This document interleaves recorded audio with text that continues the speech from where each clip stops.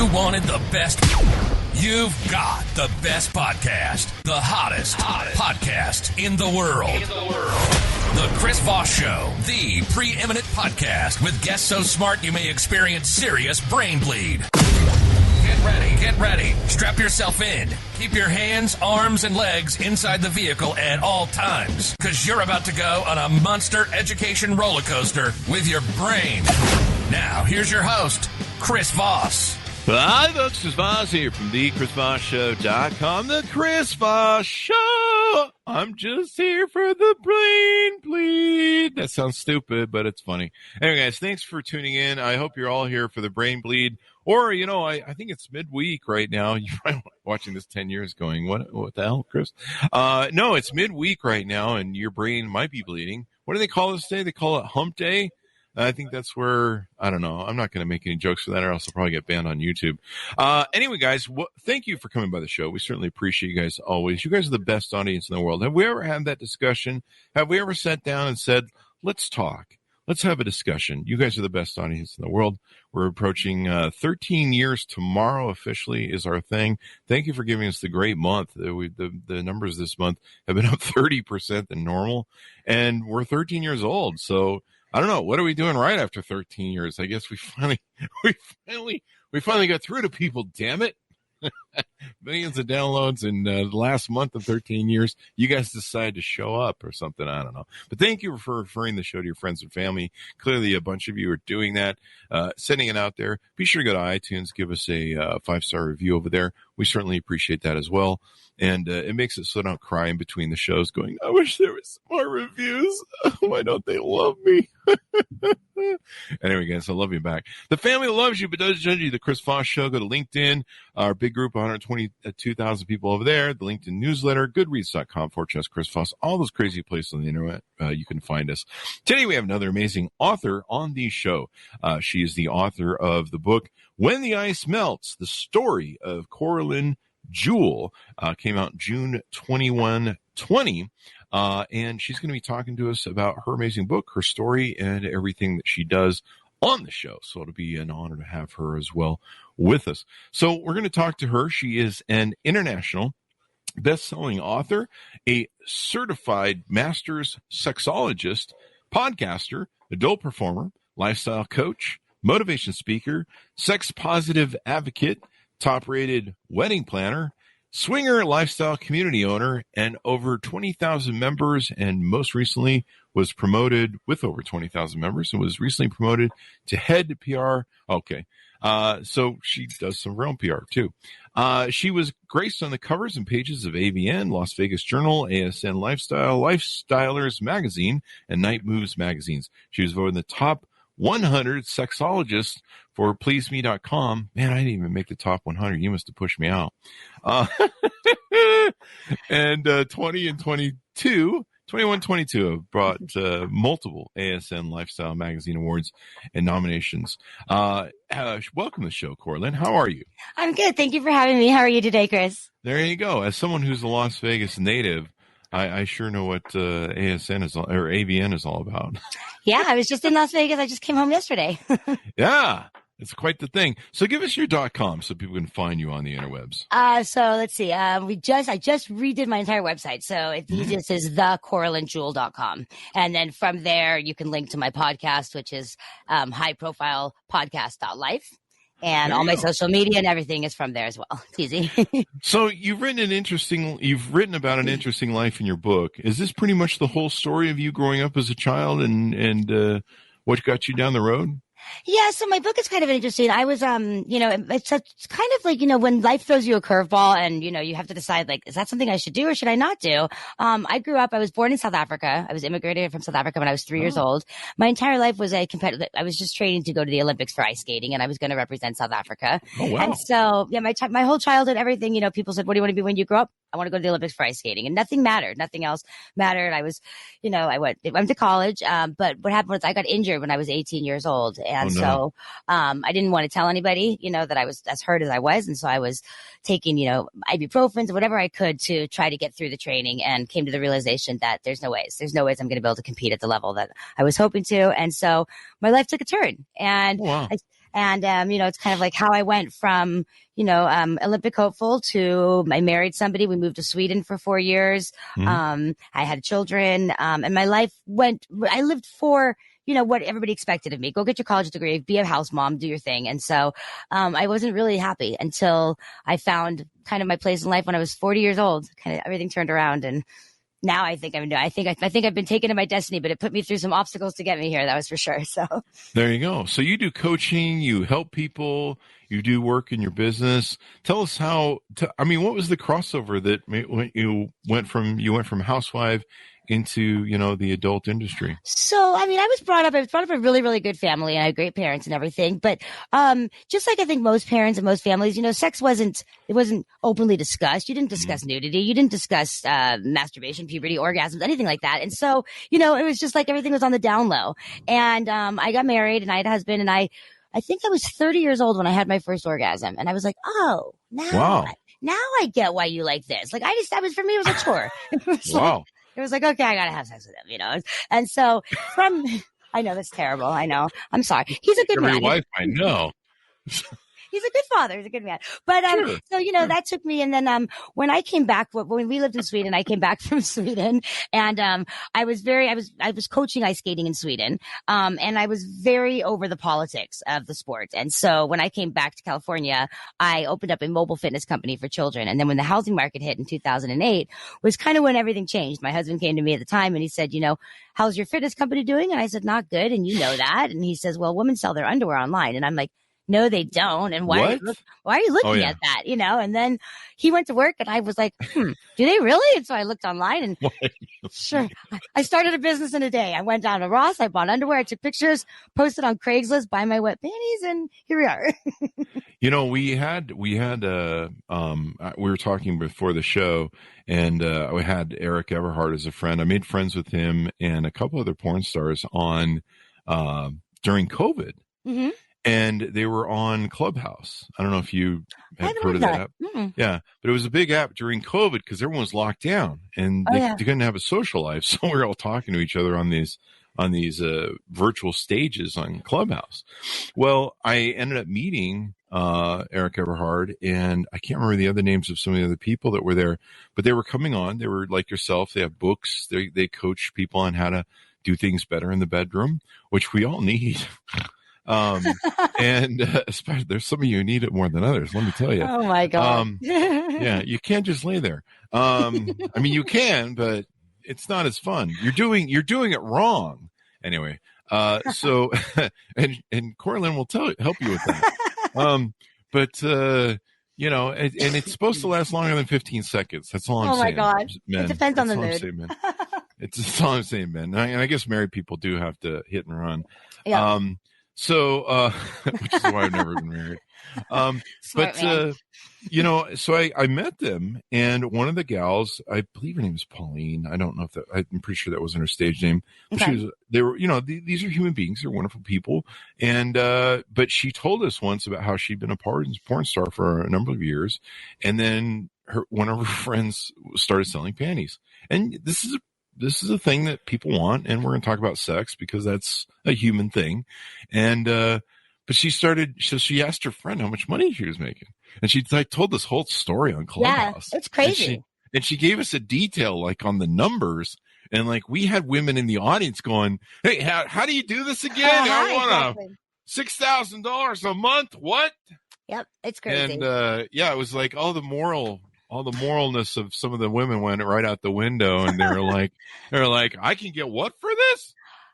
I'd sell my underwear if someone would buy it. That's kind of what happened to me. I started with that, and then I started modeling, just like for part-time work. Mm-hmm. And the modeling led to a photographer saying to me, "Do you know anybody that owns like a nightclub that we can take photos in during the day?" And I'm like, "I don't know anybody." And I looked online on Facebook, and a friend of mine said, "Our friend from high school owns somewhere down in San Diego." And I was like, "All right, I'll call him." And when we pulled up, I said to my photographer, I said, "I did not know that this was a gentleman's club. I'm so sorry." Oh. And he's like, "We didn't know." And he's like, "Are you okay with that?" And I go, "I think so." And we went in, and, my photographer was like, "Okay, climb on the pole." And I was like, "Wait a second. I was an ice skater. I've never climbed on one of those things before." And so my friend from high school said, "Well, let me call in a dancer to help you."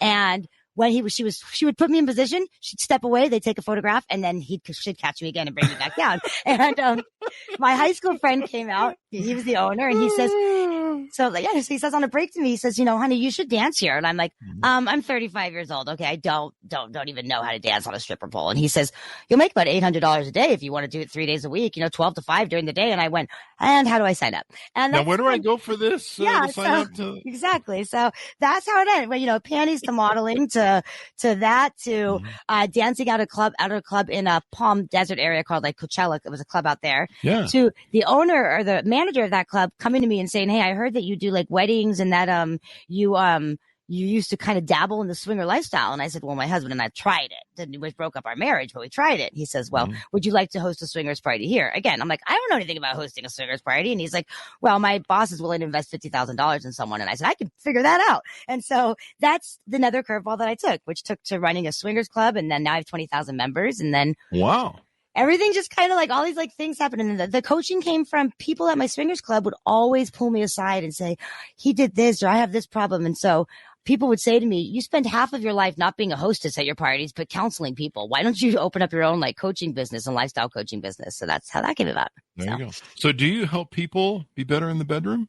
I do. I wouldn't say that I help you be better in the bedroom. I do now because I went and I got certified as a master sexologist. But originally it started as people enter the lifestyle swingers community for a variety of reasons. And there's so many different misconceptions about it out there, where people think that it's, a husband and wife or a boyfriend and girlfriend show up and it's a free for all. And I always say this, they ring a bell and they go, okay, you guys, 11 o'clock, penis is out, vagina's open, let's get started. And I'm like, that's not what it is, and it's about Fridays at my house. Oh, there you go. I'm coming over on a Friday then. Okay. So, but they, I love this. I love his story. Vegas. But, it's like, there's some people that just go to it because maybe it's a husband and wife that are just looking to add excitement to their marriage. And maybe they just want to watch. They're a voyeur. They want to be watched. They've never, ever, ever, had sex in front of other people, or they're looking for that illicit unicorn, or they never have sex with each other in front of each other. Or with the lights on or the lights on. Yeah, with the lights on. Right. Wait, embarrassed of their bodies, whatever. So that's what I do. I help people. I help people bring that excitement back, like embracing their sexuality and being, proud of who they are. And also, there's so many people that have kinks and fetishes out there that they're so embarrassed to share with their partner. And so they wait till their partner goes to bed and then they jump on to do a webcam show with me, someone like that. Or they call, I work for Dr. Susie's Institute. So the Susan Block Institute. So I work for her and I'm a therapist for her. And, it breaks my heart when people call me and they say, okay, well, I need to talk to you now. Oh, wait, my wife just walked in. I'll call you back. And I'm like, why don't we bring your wife on and let's talk about it? Yeah. So, let's talk a little bit about this because I know people right now might be going, I don't know about this, but it turns me on. The thing is, I grew up in a highly religious environment. So I grew up one of those repressive things. In fact, I think my parents tried to explain sex to me and it was nothing what it was. Like the diagrams and stuff were. I don't even think I got that. Yeah. I grew up Jewish, Jewish school, private Jewish school and everything. But I don't even remember, even the discussion. Yeah. I mean, I pretty much had to learn sex from my Catholic preacher. No, I'm just kidding. Jesus. That's a joke. I'm an atheist, so we throw it. Hey, they earned it, man. So you don't do that stuff and not get arrows thrown at you. But no, a lot of people grew up in America's kind of a prudish, very morally religious thing. And the sad part is biology wise, sex is a very natural human thing. I mean, we wouldn't all be here if somebody, didn't rub uglies. And healthy. That's what people forget. The benefits of sex. There's so many. If you don't, there's so many. There's a lot of health benefits to having sex safely. I'm a safe sex advocate. There you go. And also just happiness. I've never been married because I enjoy sex. That's the joke. But there seems to be a lot of truth to it, according to husbands I know. And, for me, a relationship's over when that thing dies. But then I kind of also understand, what it's like to be an alpha male and keep that thing from dying. I make a lot of alpha widows. Having my time. I used to own a modeling agency for almost a decade in the 90s. And one of my friends is Ron Weiss from Hawaiian Tropic. I think some of my audience knows about this over 13 years. And so we had a lot of girls who got into modeling at 18. And then from there, they tend to go into different things like escorting or stripping or, sometimes they go to New York, sometimes they end up, in Playboy Mansion. I lived that kind of lifestyle, the Hugh Hefner of Utah lifestyle. And so I saw a lot of these different variations. It became where I had friends who own strip clubs. I think there's an honor plaque of my name at Spirit Rhinos in Las Vegas. Cool. Yeah, there's probably an honorary. He's come here more than once. But no, sex is a very natural thing, and it's an important thing. And if you have a relationship, it's an important thing to the health of your relationship, because if you're not having sex with each other in your marriage, well, then who are you having sex with? We live in a country that's so, we get in such a monotone, routine of life. So, you get up, you take the kids to school, you got your breakfast, you go to work, you sit in your traffic, you commute, you come home, you do the dinner, the laundry, the cleaning, and before you know it, you're going to bed. So, we forget that, that's why, we're one of the countries that has the most heart attacks and early deaths and highest stress. Yeah. And we eat like shit. We eat crap. We process food like crazy. And so, it really made me, because I was in that. I was, all right, well, my Olympic dream is over. Okay, I'll get married. I'll move to Sweden with you. Okay, this is boring. And I was bored out of my mind. He would go to work. He'd come home and he's like, really, you're still in your pajamas? And I'm like, and where would you like me to go in the snow today? And where would you like me to truck to the tiny little town of nothing? And that's there's a moose on the corner and a good-looking mountie down the road. And you got to wait for that moose to cross the road. That's the deal in that country. You have to wait. Oh, if you pull that's up, true. Yeah, and they cross, and they're slow, and they sit, and they just got to sit there and wait for them. You have nowhere else to go anyway, so it's fine. But wow, so, really bashing Canada. This is I like Sweden. I love Canada. I love Sweden. And when I look back on it, I go, I should have just stayed there. Life was a hell of a lot easier because I came back here. But it gave me the opportunity to really start digging deeper into why did I not have an orgasm until I was 30? And did I all that time I thought I was having an orgasm. When I lost my virginity, I was like, oh, okay. And I never understood it. I was like, I don't understand why this is such a big deal. This is a nightmare, and I finally just figured it out. And then the more and more that I studied into it and the fetishes and the kink, that's why I got the sexology master's, because I wanted to understand when gentlemen called me or women, I get women too that call me and share these kinks, and I go, I gotta figure out that one. I'm not sure of that one yet. Why you're obsessed with having sex with dead people. I gotta figure that out. So, it's weird. It's really weird. There's it's illegal too. Yeah, that too. But that's what I'm saying. So instead of me going, it's weird, I go, let me see where that came from and why did that come, and what's the reasoning behind it, or what's the foot fetish reasoning, or the diaper fetish, or there's just so many different ones. Do you know why there's a foot fetish? Can you explain that to me? Well, I can tell you what the studies say. I disagree with it. I don't think this is it.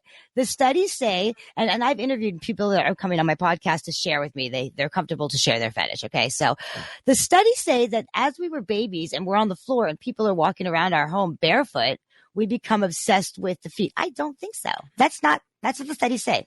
I disagree. I don't see myself I see more the high heel fetish, the leg fetish. I can see where that comes from. Yeah, I think legs are sexy, especially in a pair of high heels. And I don't mean to shame anybody, but it is good for a bit of a comedic knocking. So if you are a foot fetish person, please don't feel shamed. Although I don't know, I'll do a joke on it. So I had this gal who worked for me. And we had 5,000 square feet of office space, and it was separated by 2 or 3 different areas. And I knew, I'd heard of foot fetish, but she would have to go outside into an open air hallway outside to move to the 3 different offices. And she would be barefoot all day long, and her feet were nasty. And one day over lunch, she started telling us about how her husband had a foot fetish. And we're like, you walk around the office all day barefoot. And I know where this is going. Does he clean your feet? And she's like, yeah, he likes it. And, I mean, like I say, once again, if that's your kink, God bless you. It's just, what I can't figure out is there's all these other parts of a woman that are like a carnival fun zone. Mm-hmm.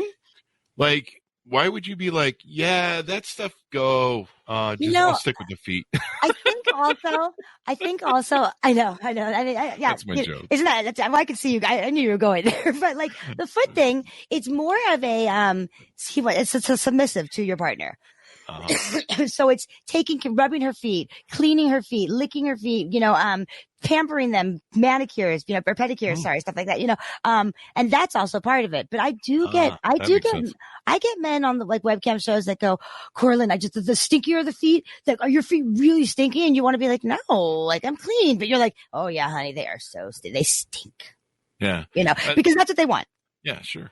They serve your audience. I mean, that's what we do on this show. We stink and they love it.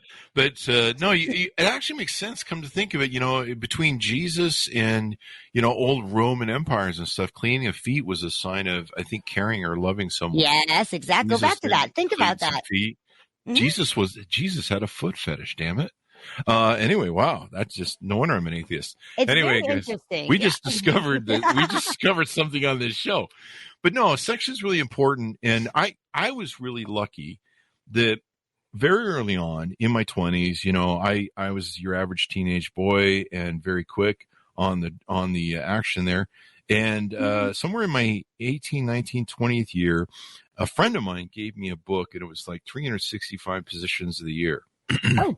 And I was like, this is a bit much, but, it's like throwing someone an expert manual when you're in beginner mode. But it made me start realizing, what is this thing about satisfying my partner? What's this thing about making sure everyone's happy and in this sort of act we're doing? And then I got interested in that and everything else, and making sure that my partner reaches her completion multiple times and has that big finale. Mm-hmm. And that made for better relationships, made my girlfriend happy, which is a man, you want to make your woman happy, because if she's not happy, things don't usually go well. And she's, correct. Yeah. What's it? Happy wife, happy life. Yep. Yeah. And so I recommend husbands, and I've told my husband, I posted this on Facebook, go get a bedroom book or, hire a coach like yourself to make sure that you're happy. I'll never forget, and I'll quit pontificating, but I'm laying a foundation for my audience to realize that this is important stuff, guys. We're just not talking about, the stuff you do at night when you're on the computer. You want to have a healthy relationship with sex.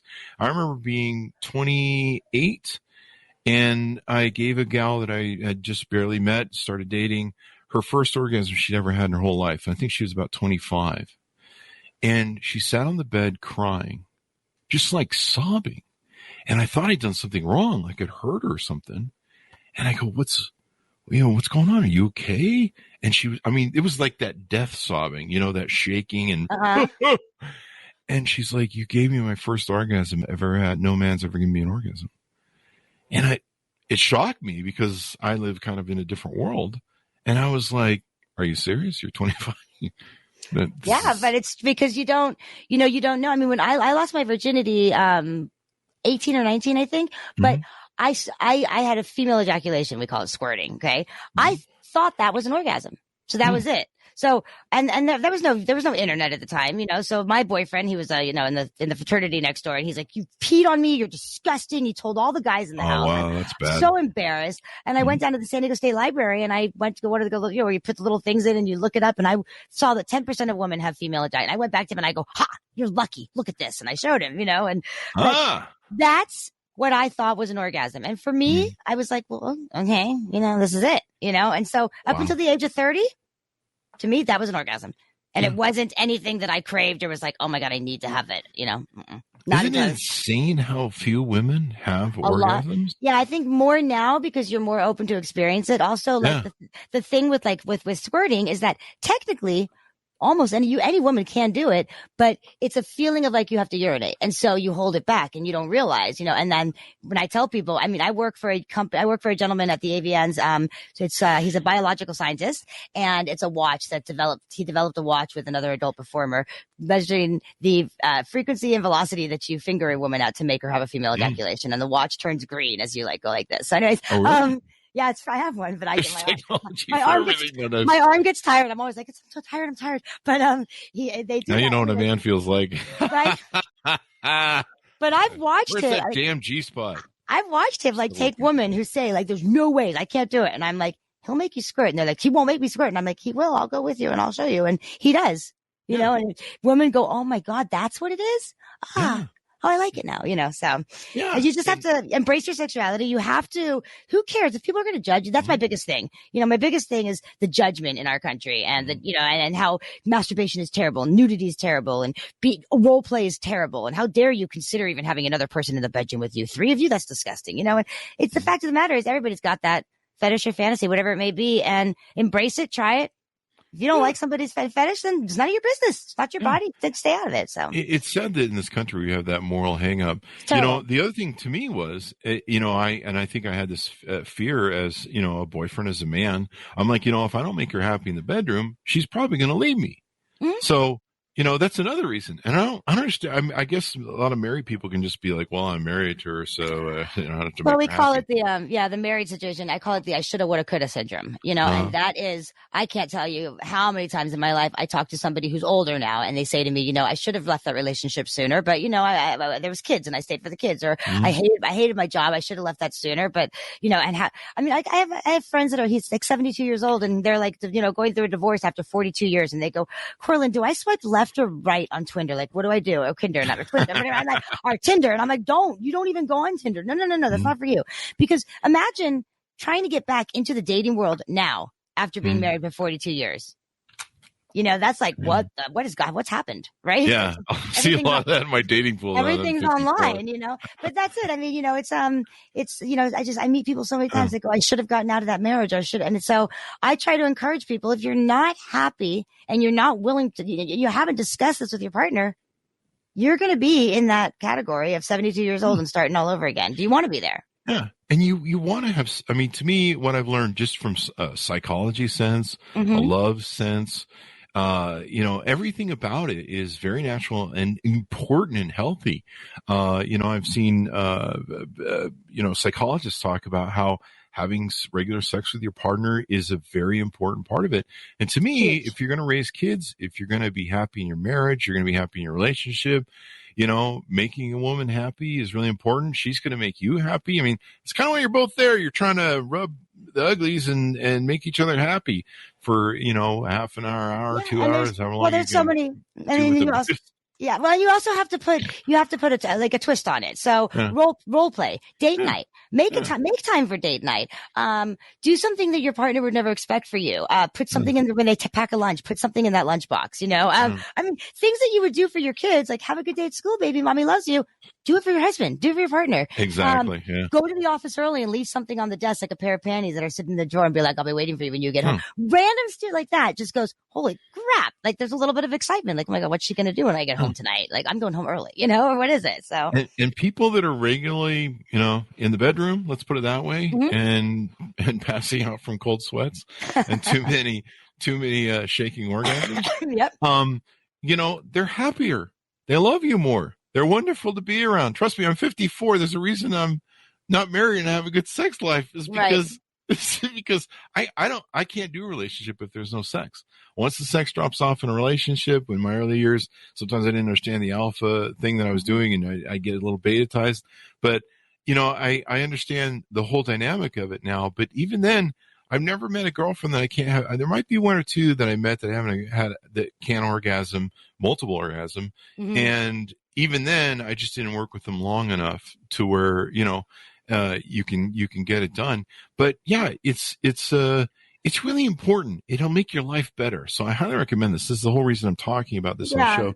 It's because I want people to know this can really make everyone's life better. It'll make your children be happier because both the parents are happier. Yeah, right. And then there's people, that, it's okay to say to your partner, your wife or husband, hey, let's go. You're not going to talk to a therapist. Like, let's go talk to a sex coach and let's get some ideas to bring some excitement and some kink back or whatever. But a lot of people are too scared to discuss, like, oh, I can't tell my wife that I like to do this or I like to do that, or I can't tell my husband that this turns me on. I mean, I get women that call me that they like to take on that submissive role. Okay. Yeah. So be told, get on your knees and, and please me when I come through the door, or spank, but they don't want to do that with their husband because they don't want him to think, oh, you do this with everybody or whatever it may be, and so I think it all comes down to, be open and honest with your partner first. Yeah. But I know so many people are so scared. Oh no, I'm not telling my husband. Isn't it amazing that people can't be honest with their partners? They can be honest with their boss at work. Yeah. They can be honest with everybody else on the planet, but that person you're spending your life with.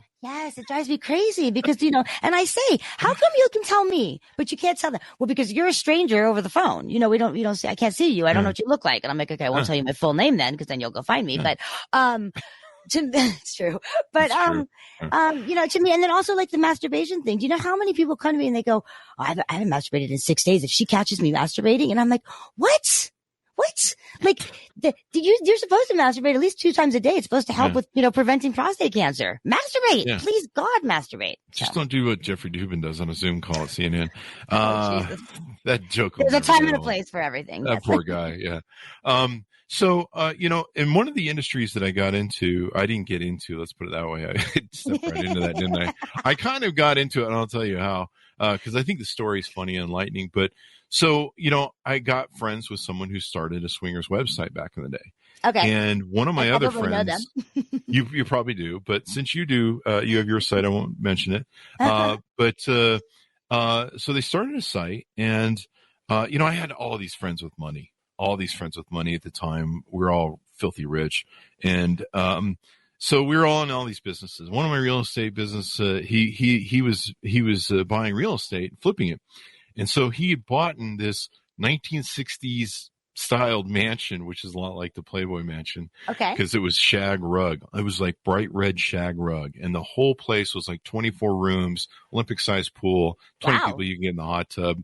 Perfect party house. It sounds amazing. Where's it at? It was in Utah. And I guess one of the old University of Utah coaches had it back in the day. And this thing, I mean, seriously, it was like the second home to Hugh Hefner with all the shag in the 70s. It was so dark, with all the dark wood and all that stuff. I'll never forget the red shag. So, my friend was unhappy in his marriage, and he knew my other friend who had a swinger thing, and my friends who own strip clubs. And, so they started throwing swinger parties up at the mansion, and they would do the thing. I'm sure you're familiar with the business where they would have couples come up. And of course, a lot of women strippers like to play with that. And, and so I would get to go to the things and kind of sit there as a fly in the wall and go, well, this is interesting. And I would help my friend manage and run it. I was there kind of as I was working. That's what all the men say. I was volunteering and working. Oh, wow. We lost your thing there. So, but one of my friends was the lawyer. So we always had lawyers on scene. And he was there you go. So he was a lawyer who took in, he was a lawyer. I can give you a sec to fix that if you want. Okay. Well, I'll stand up and fix that. You keep talking. I can hear you. Now you guys just get my hump day butt. So. Okay. Do we have to pay extra for this? Nope. It's free. This time it's on the house. Right? So my friend, we always had a lawyer on scene because the Utah cops would always show up. They showed up at my big parties. I'd have like 400 people at my parties in Utah. And they would show up, and me and my lawyer friend would stand on the porch. And, I'd just be a body man because I'm a big guy. And my lawyer friend would, tell him to F off and give him the riot act because he was an attorney. Okay. And he was a very evil attorney. Like, he was one of those guys, that Donald Trump hires. Who's that, Michael Cohen? Oh, gosh. I talked to him about getting on the show, and he was starting his own podcast, so he decided not to come on because he wanted to do his own podcast. But he was an evil attorney. So anyway, I saw the whole lifestyle. It's a healthy lifestyle for people. If you do it the right way. Yeah. There's rules and there's etiquette, and there's reasons to get into it and reasons not to get into it. And that's another thing that I do is, when somebody shows up at my party, I can look at my door guy and I go, if I give him like 3 months, and he's like, I give him 6, and I go, I'll put 2 million on it. I'll give it, and he always comes to me. You should have him on the show. He always comes to me and he goes, damn it, she's always right. She like nails it with how long they give him. And I can say, I can say, they'll be divorced. That one's going to leave for that one. I can point him out. Dude, I would have been, I'd love to sit there and hang out because we used to bet on employees. We'll be like, that employee's only last a month. My business partner, we bet $1 like they did in that one movie, Benny Murphy and stuff. But no, we saw the lifestyle. I saw the website my friend had built. Where's that mansion now? It's still in Utah, I'm sure. It's Who still owns there. That? I don't know. I have to go look it up, but I know exactly where it is. I remember the street. We used to do a thing where, you'd have to go up the neighborhood and you couldn't have like 50 billion cars because that would give it away. Okay. And so my friends own real estate property, commercial real estate. And then my other friend owned a giant tour bus. Okay, so park there, shuttle them in. Yeah. Yeah, and you have to sign the waiver and all that shit for liability falling, and But it was an interesting thing. But I realized that people have, and this, and people should know this. People have a lot of different sexual proclivities. They have different desires. Let's put it that way, and it's okay. As long as it's always consensual, there's safety, like you mentioned, a condom, and they're over 18. Yeah. So, and also it's, I always say this too, is that, like at the events, sometimes you don't know what your kink is, right? Or what your fetish is, or what you want to get out of this like lifestyle swinger experience. And then you might say, oh, we've always wanted to try a threesome, me and my wife, we've always wanted to have another woman. And then you have that and you go, didn't like that. Like when I say when fantasy meets reality, it's not what you always expect. And not that's okay. always what you and expect. That's okay. It's okay. It's okay to say to your partner, I didn't really like that one, Sometimes it's better to keep in your head. Right, this is one thing I learned over life. Totally. I mean, a lot of times my favorite is when men wanted to have that threesome with another woman and then they go, crap, the women are not bisexual. So I had to take care of both of them at the same time. And I'm like, yeah. How's that for you going? And you're probably not making the first woman happy anyway. Why would you want to add to that mix?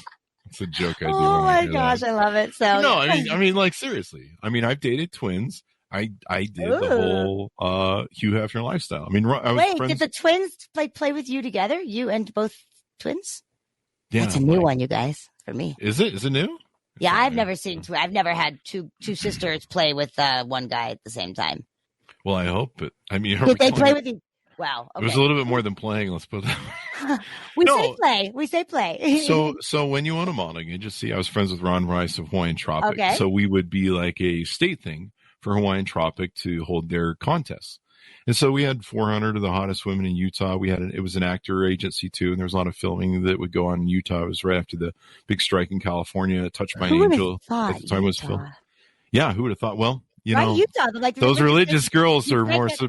Can't get alcohol on certain days. Yeah, those religious girls are not quite as chaste as you think they are. In exactly. fact, the more religious they are, the more interesting. But so we would do all that. But no, it's just really important for people to realize that sex is a healthy thing, and you want to make your partner happy. So talk to us about maybe some coaching that you do and some other aspects on top of the book. Yeah, so I do a couple different things. So the one thing I do is a lot of people that I talk to will write me and tell me they're interested in getting involved in the adult industry. And that can be on a number of variations of aspects. So that where do I write you for that? Or where do I have my friend write you for that? No.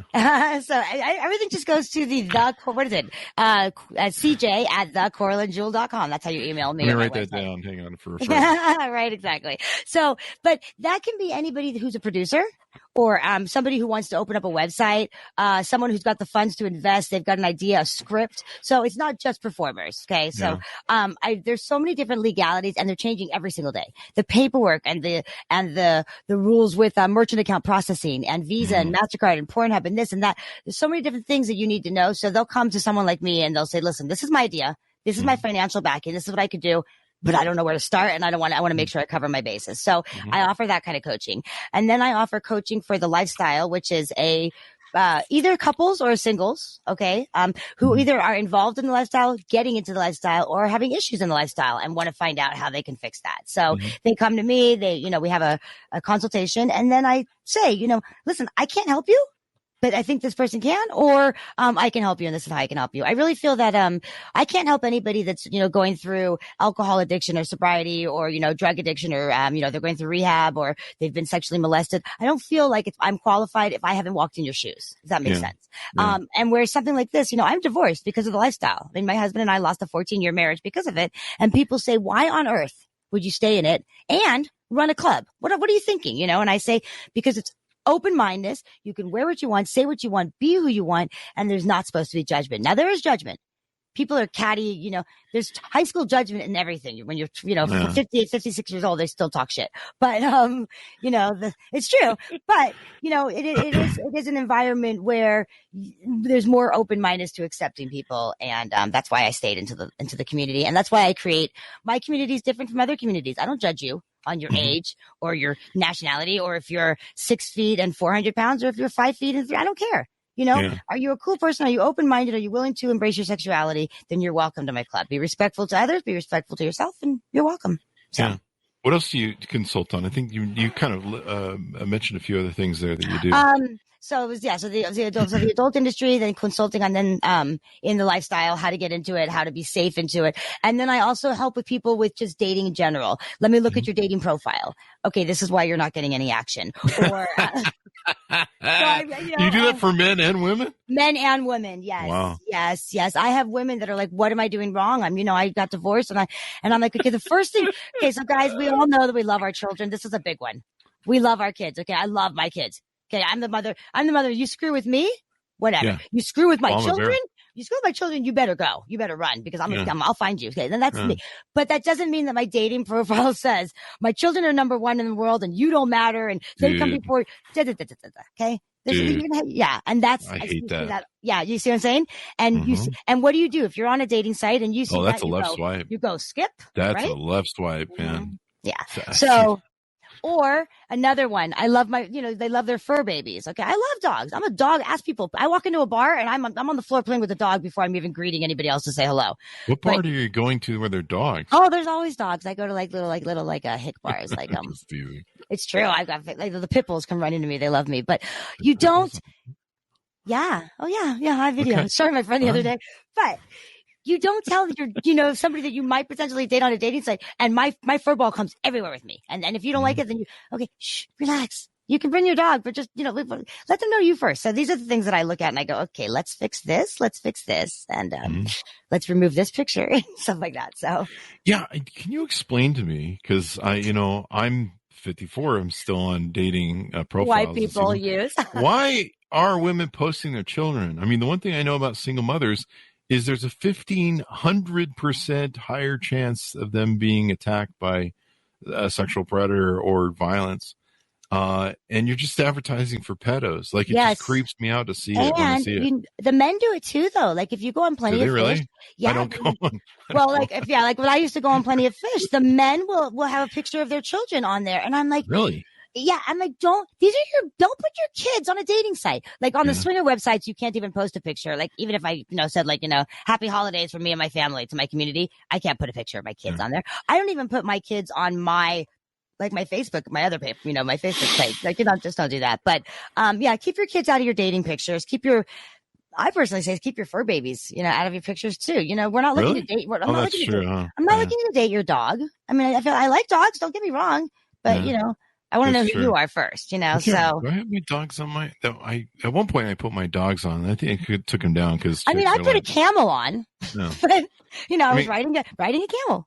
Oh, well, that's, as long as that's not a pet. Of course, there might be some people that are into that. There you go. But no, I see that. It just makes me cringe because, I've actually had women on the show over the years with the podcast that talked about stalkers and I know about the dark ends of the internet, and there was that case in Wyoming where, a guy escaped from Chicago as a pedo.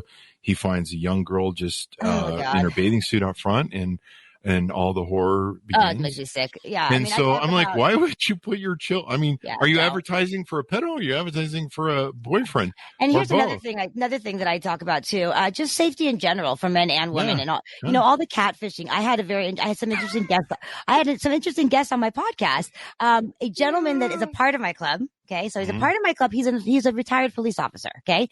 And he was telling me a story about how he was on this website and, they told him, send in your money to get tested for your, STDs so that when you arrive at the, party, the doctor will be there on site to test you. Yeah. Right. And you'll have your results within the next 15 minutes. Okay. Sure. And then you could go in and whatever. And then there was a gentleman that had written me and said, hey, do you ever have like single men on your podcast who can share stories of catfishing that happened to him? Because this was one time I go, wait a second, I heard that story over here. So I brought the two on the show together and they were catfished by the same person, the same woman's name, everything. Wow. And the one guy was scammed out of almost $2,000.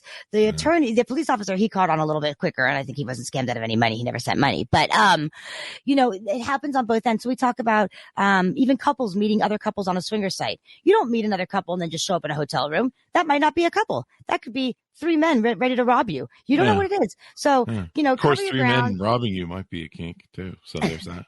Depends. Yeah. There's one for everything. There's a kink website for everything. There is, but keep your safety. Do your FaceTime. You do. And then things within the community to protect that your marriage doesn't end because of the lifestyle, such as group conversations, always staying on a kick, like a WhatsApp or kick where all four of you are talking together and husband's not talking to the wife or the other person and meeting for coffee and vacationing and stuff like that. So there's rules and etiquette. Yeah, and having rules is really important. That's what I learned from my swinger friends. Mm-hmm. They have rules of, it's about sex, but we don't have a relationship with her. We don't bring, there's the marriage wall, I guess you would right. So we call it, so there's sex and then there's emotion. And so what happened with my husband and I as a perfect example is, we were new. I didn't know who to go to for advice. It wasn't like I could say to my friends, hey, so my husband and I are swinging right now. Can you help me out? My friends used to say to me, your husband and her, they have like a connection. And I'm like, oh no, we're just friends. And then I go to my husband and I'm like, stop making googly eyes. The preschool moms can tell, and so it's true. And that's how it happened. And so, but look at that. Women's intuition, they were right, because I would say to him, I'd say, do you have like an emotional connection like with her? Like, are you meeting her like when we're not all together? You're crazy. You're jumping to conclusions. And I'm like, well, am I? And guess what? I wasn't crazy because they were communicating and meeting for coffee and meeting for breakfast. And I was being told, I have to go to work early. I'm going to be at work late. You see? So that's another thing I tell people. Trust your gut. When your tuition, when something in a woman's tuition says something's not right, something's not right. Yeah. And this is really important. This is why I don't get married people. I'm like, you marry that person. They're supposed to be your person. They're the one, which is bullshit. But I don't believe in a one. In a one. Yeah, fuck Disney. So I'll probably get me demonetized just that alone. Disney's going to be like, he said what? Send the mouse to kill him. Right. Oh my God. So the murderous Mickey Mouse. The mouse, yes. That should be a new thing. But I just don't understand how people can't be honest with their friend. I mean, if there's one person who should know what your favorite thing to do is in bed or how to make you happy or bring you to completion, it should be your partner. I agree. Yeah. And, and it's so much easier when you're not, I've had friends that have run marriages, and whether their partner is aware of it, sometimes it's approved, they've got extracurricular stuff going on. It's a lot to manage. It's a lot of damn work. Like some of my swinger friends, look, I'm not trying to shame them, but it ends up being a bit of work. I used to have friends that have to go to swinger clubs every night. So. Well, I tell people, another thing about like the swinger lifestyle, or the lifestyle in general, we call it the lifestyle, is you want to embark on this journey together as a couple, okay, to enhance your relationship with your partner. Don't live the lifestyle. Like, don't let the lifestyle live you. Live into the lifestyle. So that's a big, very, I used to have people that would walk into my parties and they would go like this. Nope, nobody. And I'd go, dude, you've been here like 2 minutes. Go get a drink. Okay, relax. You're not here just to see who's you're going to stick your thing in next to, but that's it. And they're on the internet all the time, 24 hours a day, looking for a couple, who's the next piece of meat, stuff like that. And I think that it takes over. Every weekend should not be a lifestyle event. There are people like that are every single weekend there and I think that you gotta learn your balances, but, be honest with your partner. If you try something and you go, hey, honey, I wanted to try that, but that sucked. Okay. Yeah. So it sucked. Do you want to try it again a different way, or is that off the table now? So. Yeah. I mean, try different things and make your partner happy. Like, I have so many friends that have been divorced. In fact, now I'm 54. So like many. When I go out with girls and they go, how many divorces do you have and how many kids do you have? And I'm like 0 and 0. I know. You're and like look at me. I'm a unicorn. He's a blessing, you guys. I'm an alpha. So. Where do you live? I'll be there over there. And they think I'm lying. They just go, yeah, you're full of shit. Like I've had girls on the second date, they'll grab my hands over dinner and they'll be like, they'll look at my eyes and they go, Chris, look at me. Look, I'm not going to judge you if you have kids and 2 divorces or 3 divorces, 5. I'm not going to judge you. Just tell me. It's okay. I care about you. I kind of get feels for you. But just go ahead and tell us. And I'm like, no, I'm sorry. I've just been really responsible. And I never got tired of being happy. So I never got married. Oh my God. I love how you do that. Chris, look me in the eyes, Chris. Be honest with me. I love it. Oh my God. Dude, they do that to me so many times, especially now. It's gotten really bad because nobody my age, and I'm one of the few guys my age who isn't like tainted. Like I love all my exes. If I ever met them, I thank them. I understand as a man, I'm self accountable, and a lot of times I made mistakes. They made mistakes. They were there being their best people at the time. I tried my best at the time. It didn't work out, but I did learn a lot from them. And sometimes they were bad, and I learned a lot from them. And sometimes I was bad, and I learned a lot from both of us. But to me, I don't have any hatred. I don't have any child support payments and divorce payments. You're smart. It's like I say, I don't, when I talk about my husband, my ex-husband, by all means, like he lives a block away from me. He is a good man. He really is. He's a good man. He's an amazing father, he fucked up, excuse my language, but it's like I tell people, had we had somebody to guide us and say like, hey, listen, I really think that they're meeting, like there's an emotional connection there, and had the guts to say, you know what, honey, you're right. I do have an emotional connection with her and we need to stop seeing her. I think we might have still been married today, but we didn't have that communication. And it wasn't like we went into this lifestyle looking to add to our marriage, because remember at that time I was happy, but I was selling panties and somebody wanted a custom video. That's how it all started. They were like, will you do a video of like having sex with your husband? And I was like, I don't know. Let me ask him. And then somebody videoed us and it didn't work because we were drunk, and my husband was like, that was hot having somebody in the room, and I was like, really? All right. And that's how it started, but you have to, he's not I look at him and I go, we could have been married. We would have still been married, but you need the guidance. You need to communicate with your partner. Yeah. And I mean, women are wonderful sexual beings. They're covered in erogenous zones. Men are not. I think we have like 3 and you guys have like 200 or something. Ooh. I don't know if that's a correct figure. Don't. I'm not a scientist. I'm going to go and I have a couple hours to figure out. But you guys do. You guys have a ton more erogenous zones. I mean, you can't turn me on by rubbing my elbow unless you're, I don't know, you look like, I'm trying to think of one of my 80s pinup stars who's on Playboy all the time.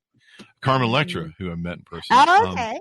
Or who's the blonde who was on Baywatch? Those are my 2 things. Or Farrah Fawcett. It's I can't. Who's the blonde guy? Why are we blanking on that? She's on one? Baywatch. She was the huge star. She was dating the Motley Crue guy. Pamela Anderson. Yeah. Those are my 3 ladies in my life, and Stevie Nicks. So that's why I'm still single. I'm married in my head to all of them. But and Carmen Electra, meeting her in person is very sweet. We had her ex-husband on the show, the guitarist. Okay. But no, the point I'm trying to make, guys, is make your partner happy. Like I said, I knew all the divorce joke that I was setting up there about how I know everyone who's divorced is like, if I was married, I'd be like, I want to make her happy in the bedroom, and I'll make sure I'm happy in the bedroom so that we can have a solid relationship, because I know how expensive divorce is. I mean, I love her and I don't want her to divorce me. And that's another thing that I tell people too, is that you've got to establish that connection with your partner before you get involved in the lifestyle and try to get other people involved. So even like someone like me, I dated somebody for 3 years. As a boy, we say he's a vanilla. He's never been in this lifestyle.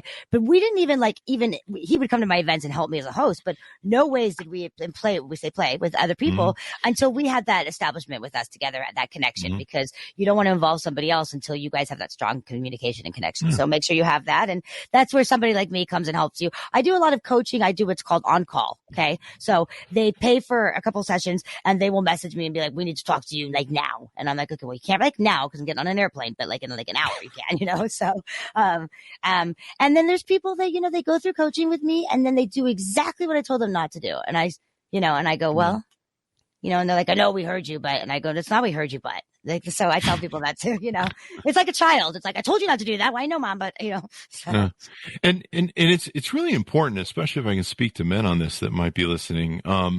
There's making your girlfriend, wife happy, or significant other. I don't know if you're a guy. I imagine this. I don't know. I've never been gay, so I don't know what goes on their head. But I mean, it's their sex. But as a man, you're normally looking to make a woman secure, provider, and happy.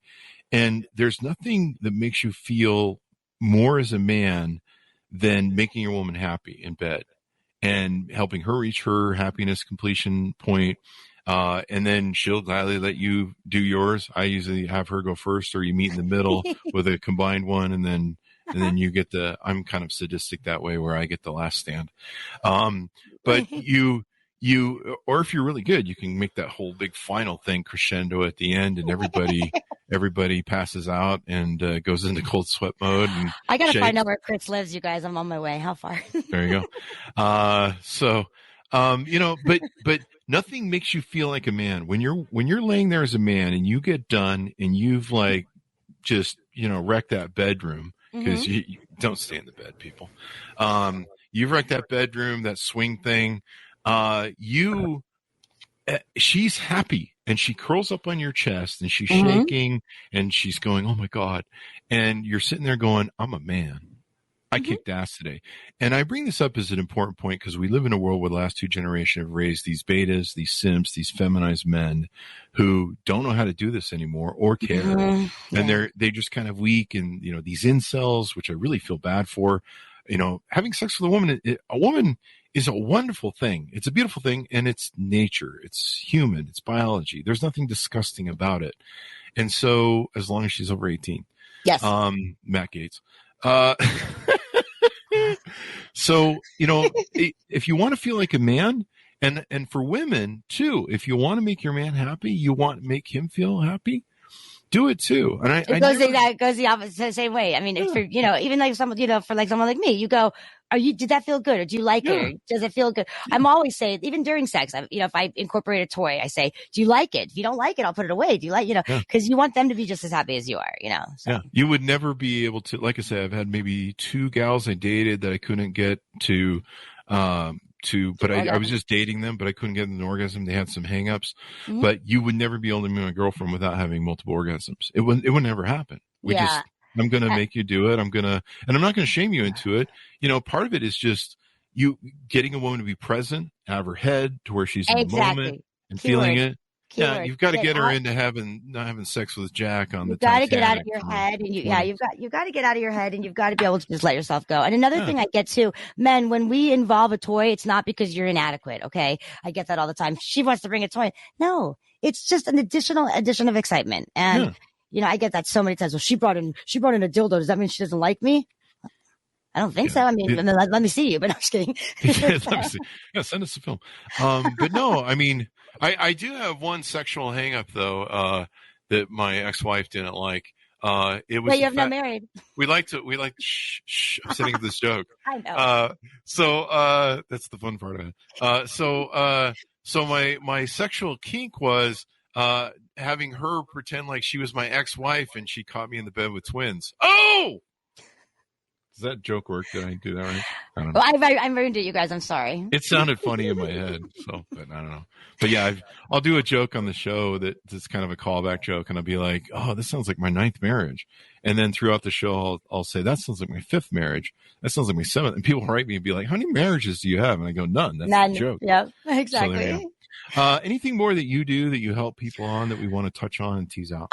So that kind of what I do. So right now, my ultimate goal is I've got my documentary is coming out on my first book. Okay. So we are in editing for that now. Oh. My second book. So the second book that I'm doing in my book, when I was writing it and it went to publishing, I kept saying to my publisher, wait, I forgot this. Wait. And she goes, stop it.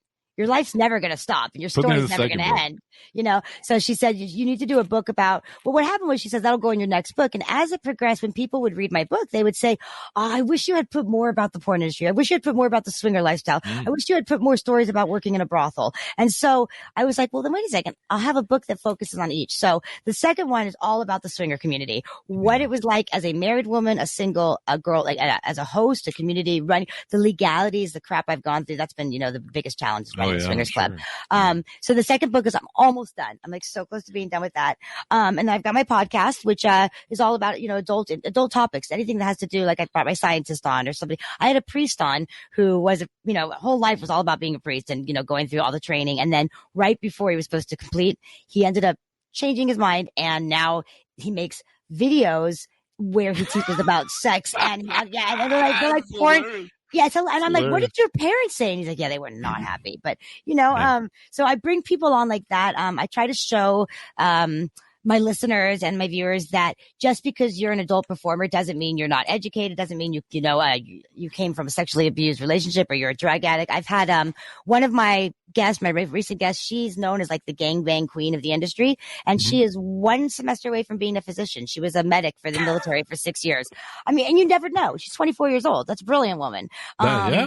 Damn. Yeah. I mean, I don't. 24 years old, was in the military 6 years as a medic. She's married to a man she met in the military, and she's like the gangbang queen of the world. And she says, I'm not going to go and be a doctor and quit my job in the industry until the word slut is a word of empowerment.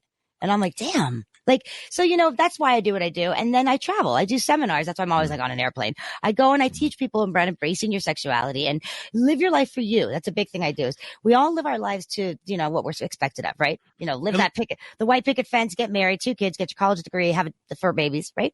And then you're not happy. And then you go to the I shoulda, woulda, coulda syndrome. And so I travel and I teach people until you are happy to say who you are and live for you and say, you know what? I'm a swinger. So what? Who are you hurting? And the more people that we can get in our country to embrace their sexuality, I think the less of, this whole, don't masturbate, don't talk about having another partner. It's going to be not so much on the down low anymore. Yeah. It just astounds me because, all my friends are married at this point at 54, surrounded by married people. It's very different. How many of your friends, how many of the guys are happy? None. Not a lot. Yeah. I mean, married and happy that they the two are synonymous, but part of it is their sex lives are non-existent. They don't even get the year thing. I think it's a 10-year anniversary gift now. But there's a lot of reasons why that. Part of it is they became very beta-tized or maybe they were very feminized. I understand women and their patterns and their arcs through life. I know why that sexuality kicks in their 30s and 40s, and they just become a raging 20-year-old again. It's life, it's biology. Let me ask you this, because I'm kind of curious. A lot of people have fantasies, and like we mentioned before, the fantasies sometimes, maybe many times, don't end up being what you think they were. Yes. And so, I own a modeling agency for many years. I have a huge library of all of our girls, photos that we took. And it's kind of an archive of my life. And it's a bit like Hugh Hefner's archive. I'm friends with a lot of them today. So I know their past. I see them as the soccer mom and stuff and going to church and 4 kids and stuff. And I'm going, yeah, I knew her at a different time, I guess. But we're all friends. But so I have an extensive library of my life, and I archive it and spend time with it like Hugh did. Once a day he would spend time with his. Mine's not quite that large, but I wish it was. I studied Hugh when I was young, and so the thing about so anyway, people find that fantasy isn't what you think it is. Number one, if you can't perform well in the bedroom, and like what I'm leading into is like people will be like, "Oh, you dated twins," and there's pictures. The pictures on Facebook. It's very, it's not hidden. There's not all the pictures on Facebook, right? That's for Twitter, evidently. But no, and so our friends will be like, "You dated twins," They'll see my modeling agency pictures. You date, you dated those girls, and I'm like, yeah, like half that room. And they all know it. And so, a lot of people don't realize though, is they'll be like, "Oh, I want to date twins." And I'm like, it's not fantasy. It's not what you think it is. Maybe you want to keep it a fantasy and not ruin your marriage. Cause there are guys that'll do that. They'll be like, they'll go into that or try that. And, you've number one, got to be able to make 2 women happy. If you can't make the first woman happy, don't add more. Right. And number 3, when you break up with them, and send them back to their husbands, you spend the next 30 to 60 days, every girl you meet, you're like, I wonder if she has a twin. And you realize you can't live that way. So, that's an example for me of how a fantasy, sometimes doesn't work out. And even then, to this day, sometimes it'll kick in. I'll be like, I mean, she has a twin.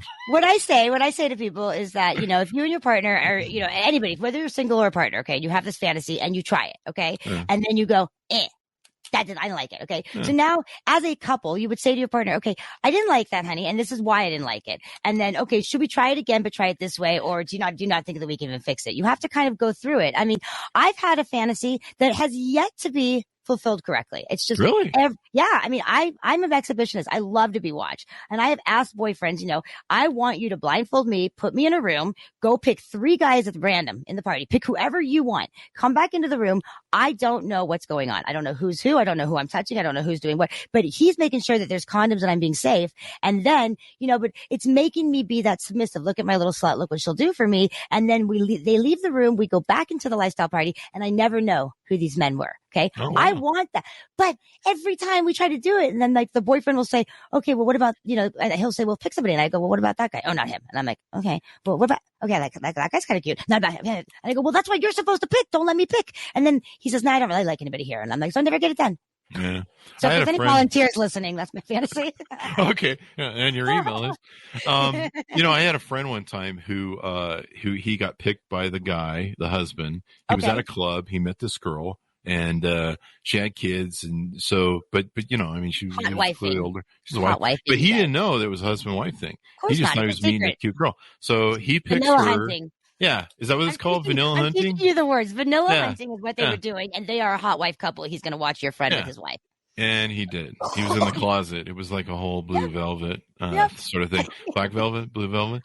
But, it's very natural. But the reason I bring up the fantasy might not always work for you is that's all the more reason to maybe take your kink to your partner and say, look, I really like this thing, but it's probably not going to work out if I go outside the marriage. And so let's role play it in here. So let's figure it out here. I just don't understand why people don't do that. Because they're too scared. They're too scared of the, oh my God, what's wrong with you? Well, you're not happy. Now there's a fight. Now there's an argument between us. Why do you want to do that? I'm not enough for you? Okay, I see how you are. It's like, no, that's not it. I'm trying, so that's the fear. That's the fear that people tell me all the time. I can't tell my partner, are you crazy? You're crazy. She'll divorce me and she'll use me, and I'm like, then are we really happy? Or do you want to wait till you're 72 and then try over again? And then you can swipe left, right, or nothing on Tinder, go there again. I mean, we have all these authors that come on the show, and they're wonderful people, and they write a lot of women's novels and what they call these beach reads or beach books and stuff. And they're always the same storyline. They're always the get back with Jack and Titanic, the guy that, your alpha widower in 20 years old that you hit at your peak, and that's who you're thinking about when you're having sex. That's who you're masturbating to. That's who you want to get back to. And the fantasy of every one of these novels is getting back to that. Yeah. Or it's combined, or it's the Beauty and the Beast story. It's combined with the Beauty and the Beast story, or it's the Beauty and the Beast. It's always the Beauty and the Beast story. The gray books are the Beauty. We need new stuff. Yeah. Yeah. But no, I mean, this is how women work. This is what their interests are and what's in their head. I watch what they do, not what they say. And so that's what they like. And so you've got to realize that, I'm amazed at how many husbands don't go, my woman is a sexual being. She has more, like I said, she has more touch points that can turn her on than I do. There's kind of a reason for that, if you understand biology. I tell the men, I say, what's interesting to me? I bet that your wife is going, oh my God, he's so boring, and I wish that he would just come to me, And I said, I always say this too. How long have you been married? Okay, less than 10 years. Do you guys have any kids? No kids. Okay, perfect. So there's no alimony yet, and there's no child support yet. So if I were you, this is your opportunity to go now. Say it now. Don't stick, because especially in California, after 10 years, you're fucked out here. So that's true. That's what I say. So go and say to your partner, because she might look at you and be like, oh, thank God, I've been wanting to talk to you about that, but I was scared, so you just don't know. And women, men are overt communicators. Women are covert communicators. So as a man, she expects you to lead for the most part. So, lead, ask her, let's get into her stuff. Don't shame her and be like, oh, that's disgusting. Bring your freak out, bring her freak out. And that's why people play together. That's why they hire sometimes me as a middle person. Okay. So they come together, then they go separate with me, and the husband will tell me things that she doesn't know, and she'll tell me things. And then I go, okay. And then we come back together, and then I say, I am going to now tell what you've told me and you've told me, and we're going to talk about this all together, the three of us, and we're going to go through, and there's no shaming. There's no judging there. If you hit him or you hit her, like I get a lot of that. I can't believe he, and I go, put your hand down. They're about to smack the partner. Wow. Oh yeah. And I go, hand down. Yeah. And so, but then that way there's like a middle person, there's me in the middle going, hey, listen, stop talking for a second. I'm talking to her, or stop talking. I'm talking to him, and it works. It does work. It's worked a lot of times. I haven't had anybody that I've coached that has ended up. I had one couple who had some issues, and then when I spoke with them, they said, well, we weren't 100% honest with you from the beginning, and so then I was like, well, then I can't help you if you're not honest with me. Yeah, so, that's true. I can't help you if you guys are entering this because, you guys have had affairs and you didn't tell me that. So, yeah. So big message here. Talk to Coralyn about all the stuff that she does for you, but get a healthy sex life. Even if it's with yourself, I've met women that I never can trust what they say, but they'll say that they'd never had an orgasm privately with themselves. And there's women I've met that I'm like, hey, when's the last time you got some shampoo or we got down there and cleaned that area up? And they're like, they have like a disconnect because with the whole part of their body. And I'm like, what the hell? Because you're so told, now you focus on your children and you're, that kind of stuff. And so,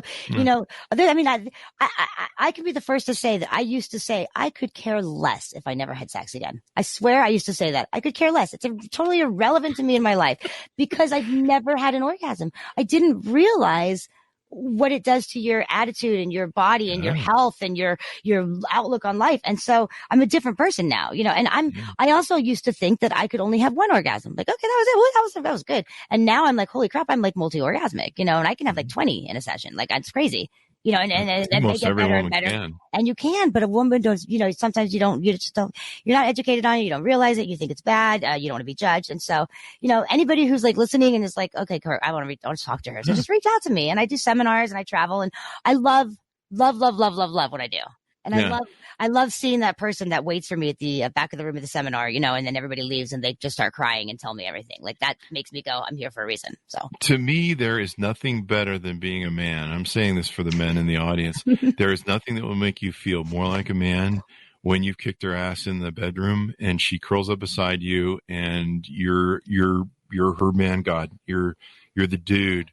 And there's nothing that makes her happier, and it'll make you happy too. I mean, just the sex part is fun, but you just feel like a man. You're like, I made my woman happy. Fuck yeah, I am the ruler of my world. If you understand how men work in our brains, yeah, being kings is our thing. And man, when you don't have that, I don't know how people live, because I can never live that way. And that's, with the Me Too movement, all these women, like the woman, I tell women, listen, I'm an entrepreneur in the world. Okay. I am a tough girl out there, but it's okay in the bedroom to be that submissive and let go of that responsibility. Yeah. You can call me a slut in the bedroom all you want. Call me a slut out there. You better watch out, because I'm 5 feet and I will take you down. People know that. They call me firecracker, and somebody just recently said she's been upgraded to dynamite. Like, but I mean, that's me. But in the bedroom, it's okay to be submissive. And that goes for men as well.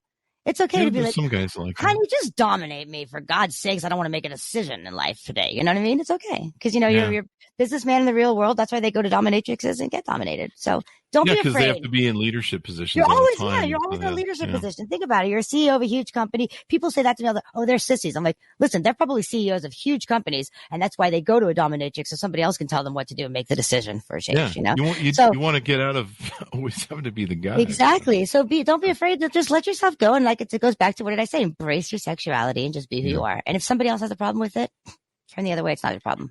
And it's human nature, people. It's biology. It's there's nothing dirty or filthy about it. In fact, if people didn't do it, we all wouldn't be here. In fact, that's the whole reason we're doing is because we're animals and we're proliferating society. Yeah. Well, it's been wonderful to have you on the show. Thank you for having me on the show. Thank you. And hopefully we change some people's lives or sex lives, or I mean, if you have a great sex life, you have a great life. Just views in general. So hopefully, we get through to somebody that goes, maybe there is something to what they're saying. So thank you for having me. I really do appreciate that. There you go. Give us your .com so people can find you on the internet. All right. So once again, it is thecoralynjewel.com, and I am redoing the entire website. So bear with me, because I'm doing it on my own now. I've decided in my life that if you hire somebody, you're not going to get it done the right way. So do it on your own. So bear with me on that. And my podcast page is, what is it? It's highprofilepodcast.life.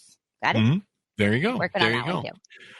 When the Ice Melts, the story of Coralyn Jewel. Pick it up wherever fine books are sold. Stay away to those alleyway bookstores. I went in one last week, and I got to get a tetanus shot and I think rabies shot. So go where fine books are sold, or if the book, go to goodreads.com/Chris Voss. Go to youtube.com/Chris Voss. Go to all the groups on LinkedIn, Facebook, Twitter, and all those people, places and stuff. Make your partner happy. You'll make yourself happy. I guarantee it. I guarantee you, I've lived 54 years being happy. People, please stop doing what you're doing. Thanks for tuning in. Be good to each other. Stay safe as always, and we'll see you guys next time. Thank you.